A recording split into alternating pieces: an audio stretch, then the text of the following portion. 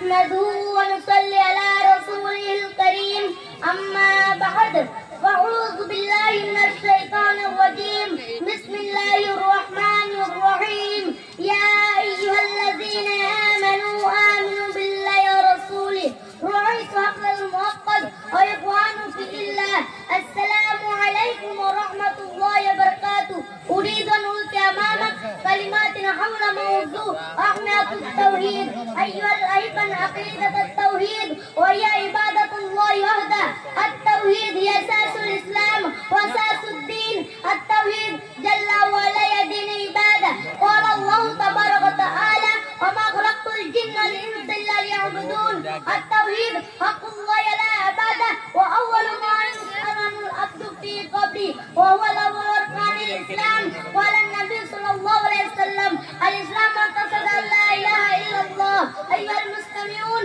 والمستمعات نبينا محمد